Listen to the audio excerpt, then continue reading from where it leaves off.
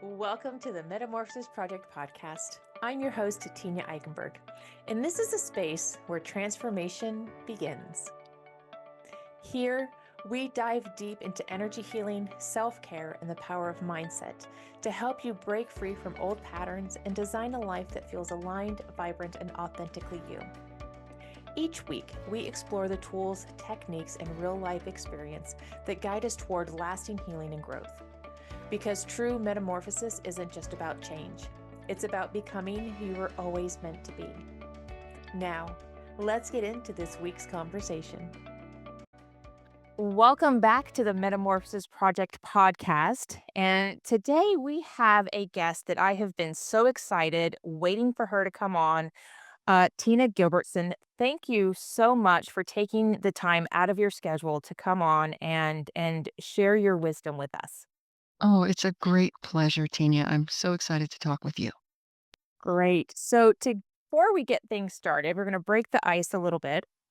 And so the icebreaker question I have for you is, what are the two most important things for people to be happy, in your opinion? Wow, that's huge. It's very different for everybody, though, isn't it? Yeah, I guess it would be. And that's a wonderful question. I haven't really thought about that. So let's see what I come up with off the cuff. Um, I guess self-acceptance, feeling comfortable in our own skin is probably, if we don't have that, it's pretty hard to be happy. Yeah. And maybe connection to other humans. Or Absolutely. yeah, Those are great. Those are, and I think there's so many more than just two, right? There's different ways to bring happiness into our lives, to cultivate that happiness. yeah, And I was kind of elated when I pulled the question out of the box, because I think that everything happens for a reason, and the universe lines things up. You wrote the book Constructive Wallowing, um, to help people understand how to feel their quote unquote bad feelings. Um, One thing that I have learned over the last, and it's only been over the last probably 4 or 5 years when my healing journey really kind of started, was to try not to put too much of a label on my feelings, on my emotions. Um, and that really kind of helped me in a sense to kind of look at them in a different from a different perspective. Um, but your book, bringing in the truth of the book, the truth, um, technique. process, yes, thank you, technique, let me see that even though I was having these feelings that I wasn't trying to label, um, that having them and allowing myself to feel them was not a bad thing. Um, right. It wasn't so much that they were bad feelings. It was that, sometimes they really make our bodies feel uncomfortable. And the grief process allows us to move through that uncomfortability. Is that how I'm understanding it? Yeah, absolutely. And I went through this process myself too. I had to learn that bad feelings, for one thing, they may feel bad physically and emotionally, but they didn't mean that I was bad for having them. But I think a lot of the bad feeling that we experience when we're sad or angry or remorseful, anything like that. A lot of it is, I feel like it's stigma, like something is very wrong, that this is a bad thing that's happening right now. How do I get past this? Some of it is probably hardwired. We are kind of wired to seek safety and pleasure and move away from danger and threat and discomfort.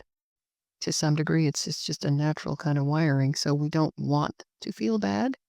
But there's also the social stigma of, if I'm feeling like I hate someone right now, does that make me a hateful person? If I'm feeling angry, am I an angry person? So, yeah, that's another layer of suffering on top of the bad.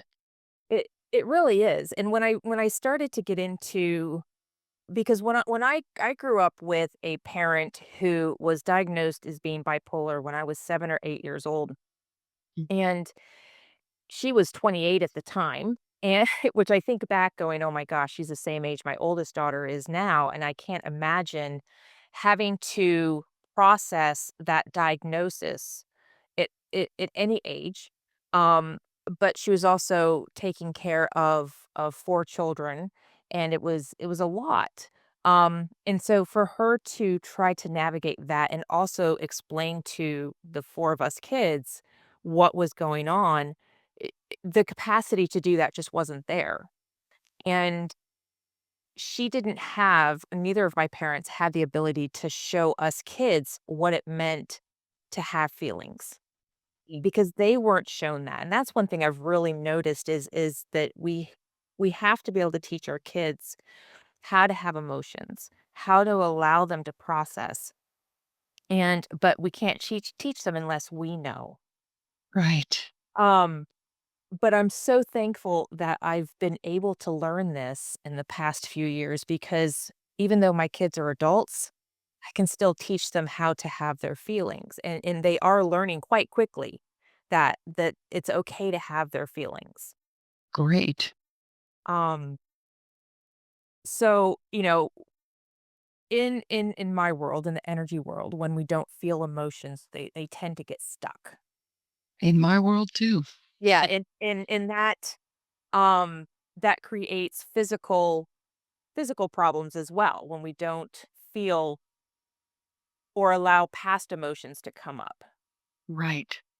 How do Ye you how do you assist someone? Because with me, it's just about moving the energy through. Is that how it works as well when past emotions come up? Or does it matter whether you know whether they're from childhood emotions or not, just allowing them to come up to clear? I think that sorry, go ahead. Oh, I'm done. Go ahead. Yeah, I think that's a really, clever distinction you're making there, when you're talking about, how do we, allow those feelings to move through, and do we need to really know originally what they were about? And I think the answer is no. I think you and I are probably, quite on the same page about the need to just allow what's there to be there and to move through. And what that looks like, in my world, which is a kind of a more therapy based world, is for people to have the feelings that they're having physically. If it's tears that they're going to have, it's tears. If there's a lot of energy moving through, they may need to punch a pillow or scream or kick something inanimate and hopefully soft. Um, Yeah.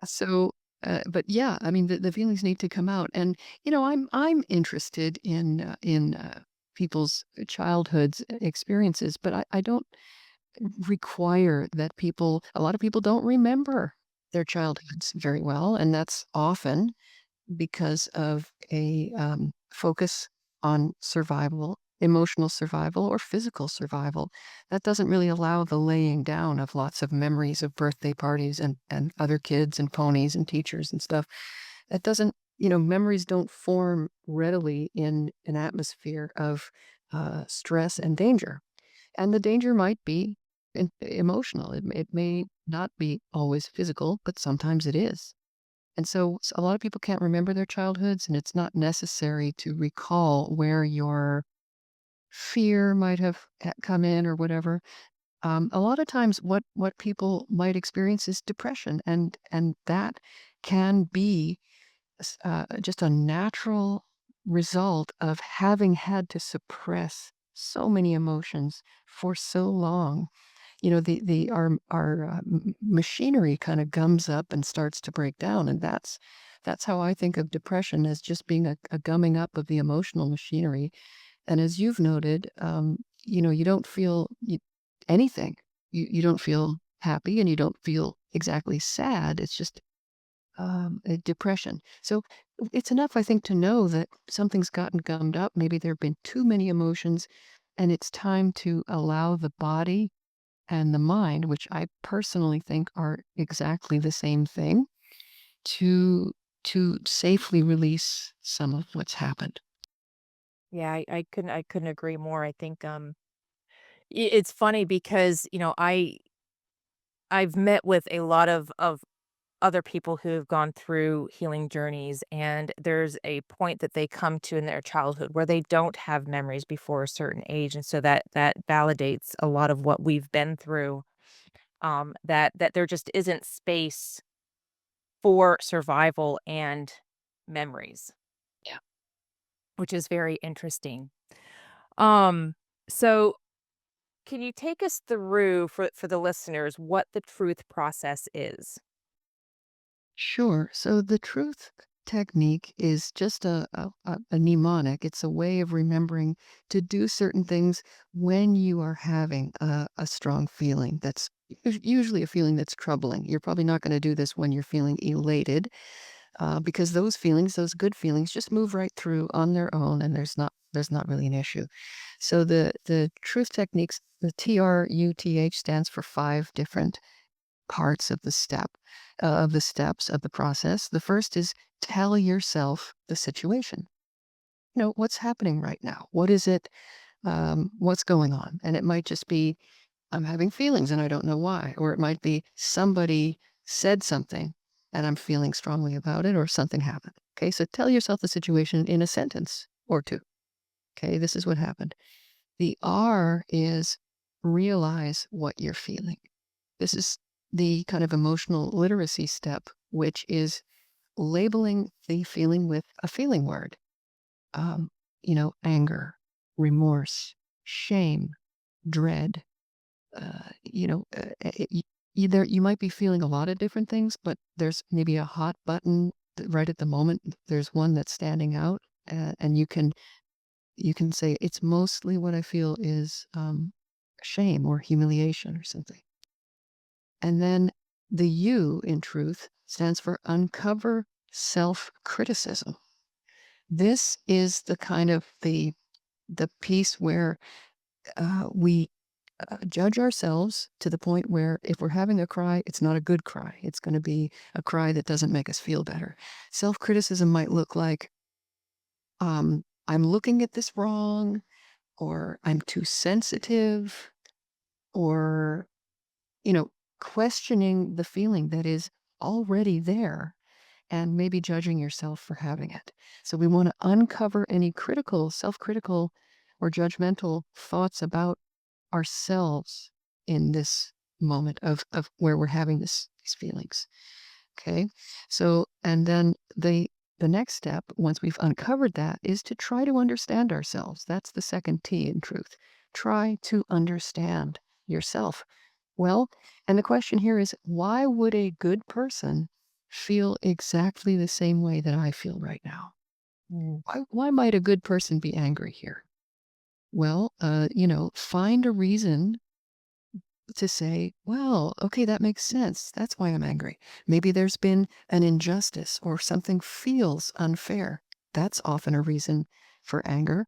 Or maybe someone has put us in a position where we have to set a boundary we didn't want to set, and so we're mad at them. That's something that I've certainly felt myself, like, oh, why are they putting me in that position? So it becomes about anger when really it's about something else. It's more fear of doing the wrong thing, or um, yeah, making somebody mad at us. So we try to understand why we're feeling the way we do. We don't have to change how we're feeling, or, swap that for a positive feeling. Just try to understand, oh, that's why this is here. And then the H in truth is just a reminder to have the feeling. It's one thing to think about our feelings and label our feelings and look at our feelings out of the corner of our eyes, over our shoulders or something, but it's another to fully have the feeling. And this isn't something you necessarily want to do at work, or, when the time isn't good. You might want to have some privacy, but somewhere, somehow, either alone or with someone you trust, it's important to have the feeling and that's going to happen in your body and your mind and your heart all at the same time.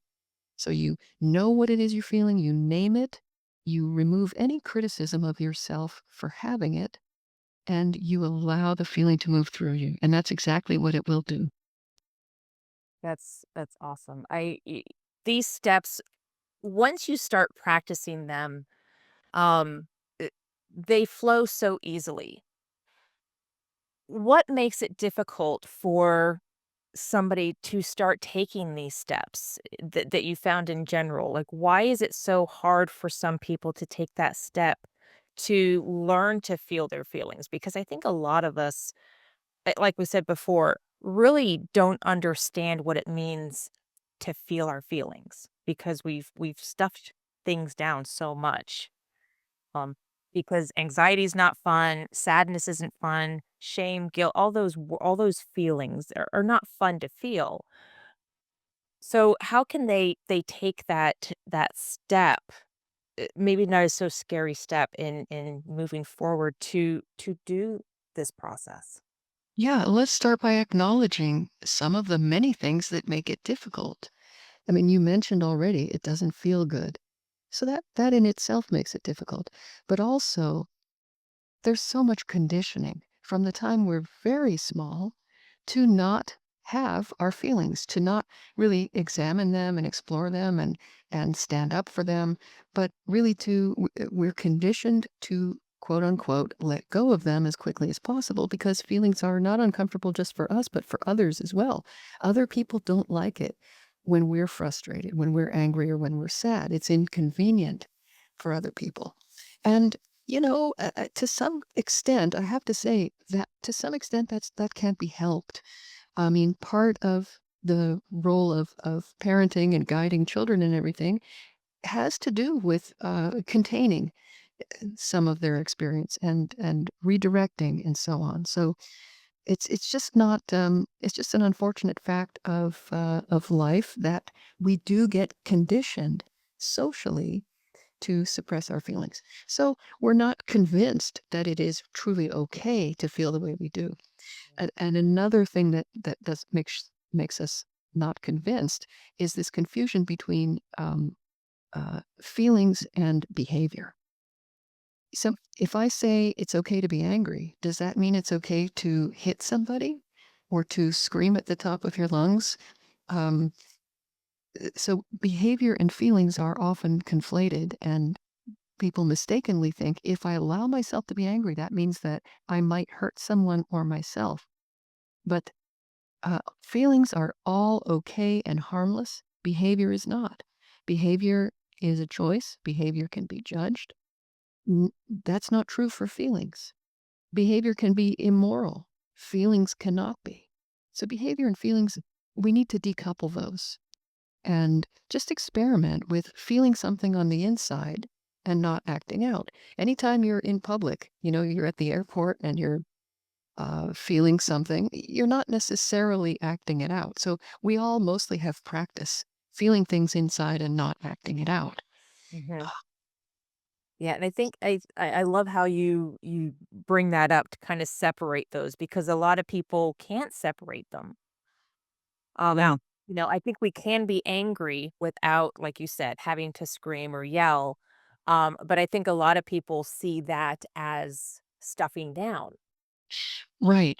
Because we don't know a lot of alternative ways of expressing strong feelings. We haven't, most of us don't grow up in environments where people are expressing anger in, what we would call healthy ways. I grew up in a household where if somebody was angry, they would yell.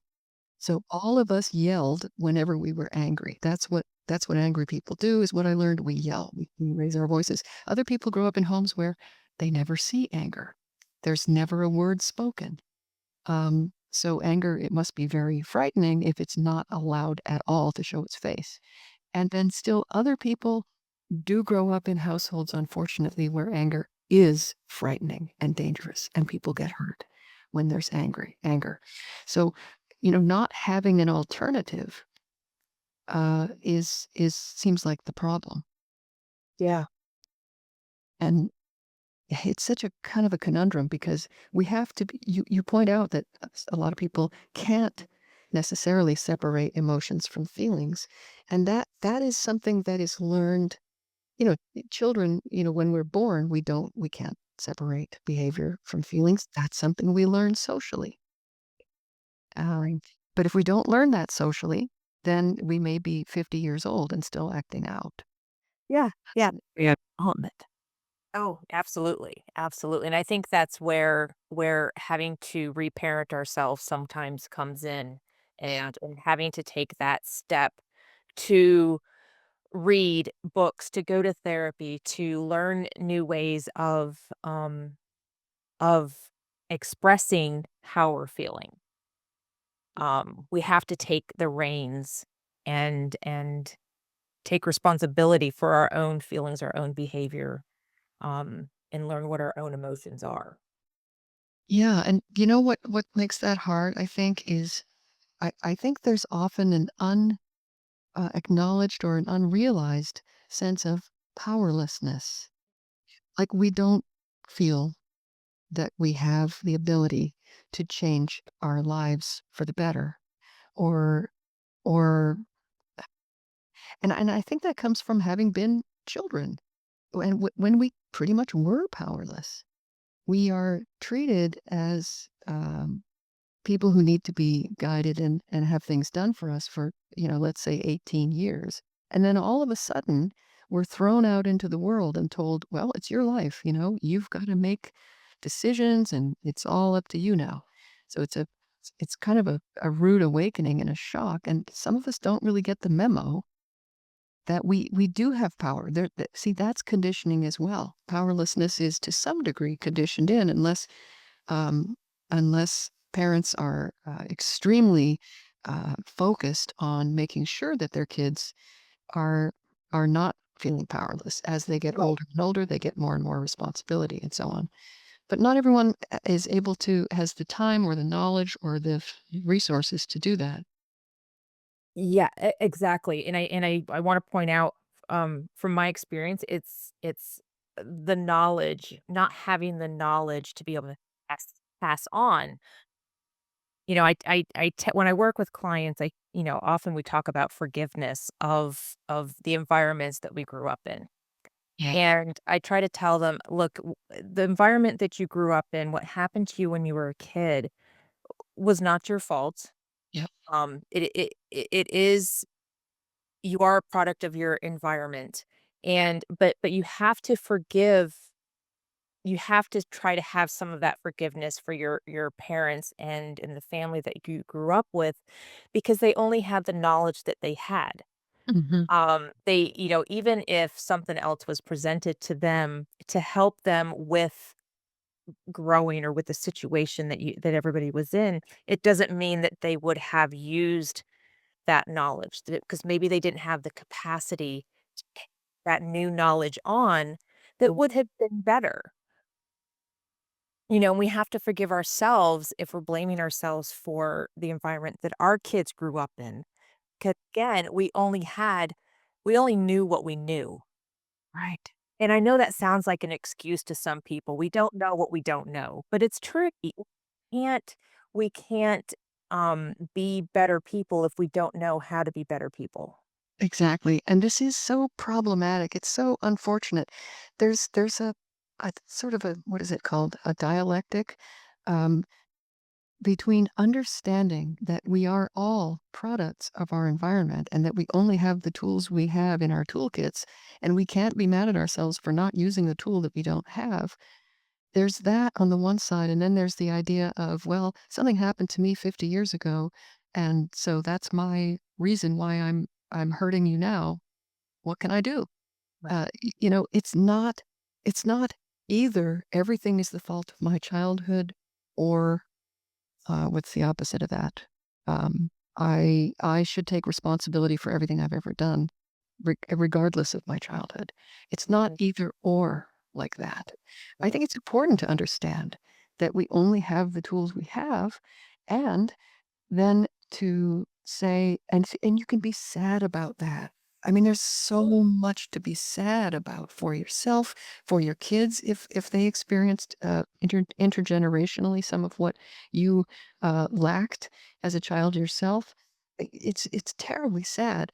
But what I want to avoid is blame and shame, because those are so destructive and not helpful. Yeah, yeah. I often told myself that it's not my fault what happened. It's not, I am a product of my environment, but it is also my responsibility to heal from it, Exactly. to move on and to heal from it so that future generations don't have to continue on the same patterns. Absolutely. Amen. Yeah, that responsibility is like the opposite side of the coin of blame. It's like a positive. But I feel like a lot of people are not in a position to be able to hear that without staying steeped in shame. Like, oh, I'm supposed to be taking responsibility, and I guess I'm not, and I'm bad. Um, it's such a hard problem. It is. It is. And yeah, it's definitely something that we have to work at on a consistent basis. Um and just plant those seeds uh that it's okay, we're going to have so many feelings around how we grew up, how we're raising our children. Um, it's just we're human beings, and being human is not easy by any means. By any means. I yeah, I do want to touch on your other book, Reconnecting with Your Estranged Child, because as I told you before we came on, I read this because I loved constructive wallowing so much that I wanted to learn more.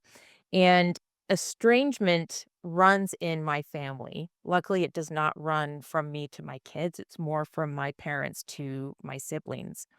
Um, but what this did was it helped me understand where my siblings are coming from, and it also gave me tools to have bigger conversations with my adult children, because I didn't have the, um, what's the word? I didn't have somebody show me how to have an adult relationship with your adult children, and this really helped me. Great.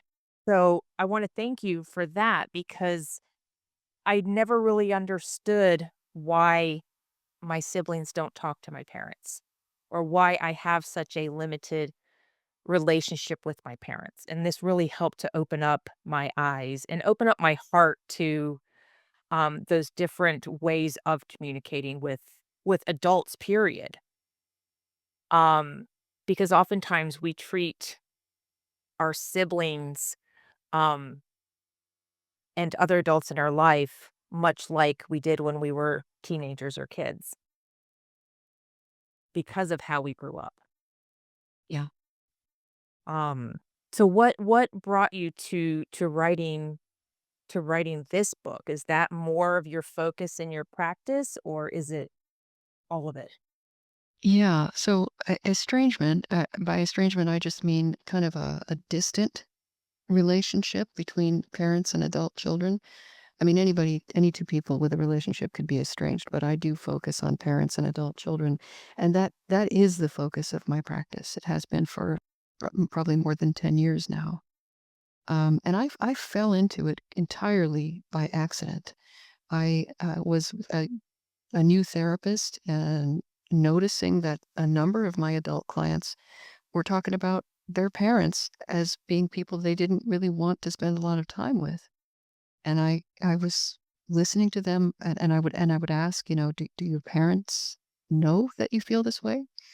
And often the answer was, I tried to tell them, but they don't get it, or I couldn't talk to them about this, they would be mad or something. So I thought, "Oh, gosh, these parents on the other side must just be tearing their hair out and, wondering what's going on." So that's how I kinda started. I wrote a little bit online and it just kind of snowballed as I realized how many parents were out there looking for answers as to why their adult children were estranged from them. And it culminated in my writing this book that came out in 2020, Reconnecting with Your Estranged Adult Children, because I wanted a book that said everything I wanted it to say and nothing I didn't want it to say. At the time, estrangement, that space was very, what's the word, polarized. Yeah. So either you were an adult child who you weren't talking to your parent. It still is, by the way. Yeah, it is. It's very big in the, what I've noticed, and probably because I'm part of that generation, but it's really big in the Generation X, uh, e area. Invite Yeah. Yeah, and I think there's a lot of polarization and us versus them in general in the world, and I just find that so discouraging because I don't see solutions there. If all we're doing is digging in our heels and saying, "Well, this new generation is so entitled," where do we go from there? How do we repair these relationships if indeed that's what we want? If we want to be closer to our kids who have stepped away, and I don't have an estranged adult children. I've got a stepdaughter who has not made that choice at this time, luckily. Um, but I sure have seen enough of it to have written about my clinical experience, my personal experiences talking with people estranged, and of course reading the research also for that book. Yeah, it really did help me to, because I'm currently going through empty nesting. My son is actually moving out, the last one is moving out tomorrow. Um, and so it came at a good time because our kids are they're supposed to leave the nest. They're supposed to grow up and have their own families. And that's why, I mean, for me, it was, one of the reasons why I had children. But growing up and seeing the relationship between my parents and my siblings, I always knew that my kids were going to leave. I honestly didn't expect them to be around until they were 25, living at home, but I'm so glad that I got as long as I did. But it also showed me why sometimes parents feel that their kids don't include them in everything once they do leave the nest. Um, so this book really helped to open up my eyes and see that it's not them leaving the house it's not me. It's not about me. It's not about my husband. It's about them moving forward in their lives. And we are lucky enough to be taken along for the ride and kept in the loop as much as we are. Be, it's that's how I look at it, is that it's my joy to be a part of their lives. It was my job to grow them and you know, not virtually, but, like, kick them out of the nest and let them go off on their own. Birds do it all the time. Yeah. Yeah, but, a lot of people have friends who are just thick as thieves with their adult children. They're always together and stuff like that, and so people compare themselves to these families and think, "Why don't I have that Yeah. when I really, really want that?" And there are complex forces at play. I mean, most of the parents I talk to understand that their kids need to leave the nest, Mhm. and to use another metaphor, they want their kids to be able to drive the car of their own lives, but the parent wants to be in the car.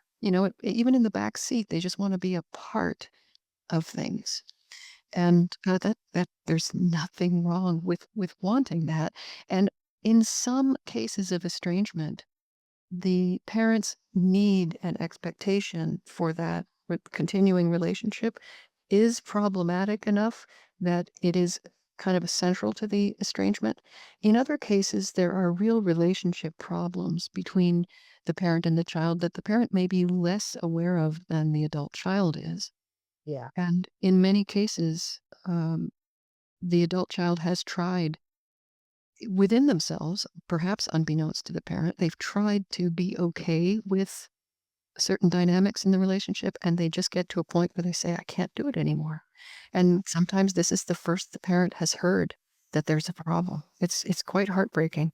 And because the shock is profound in the parent and the pain is excruciating. Yeah, absolutely, absolutely. I've definitely seen it from both sides.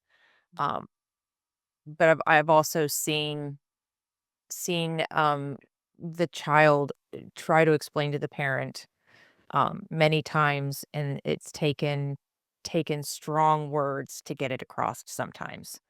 Yeah. Um, I think it's so much. There's so much more to these conversations than just what we see on TikTok. The cheese. Yes. Um, but I can't thank you enough for writing both books and putting those seeds out there for people to access, because when I was looking for things, it was hard to find very simple techniques on how to feel your feelings again, how to understand your feelings. Um, and also there aren't very many books out there on, what to expect when you have an adult child. Right. Yeah, we have what to expect when you're expecting, but what to expect when you leave the nest. That's right. And you notice how the two topics are not unrelated. These are both about emotions. Yep, absolutely. Absolutely.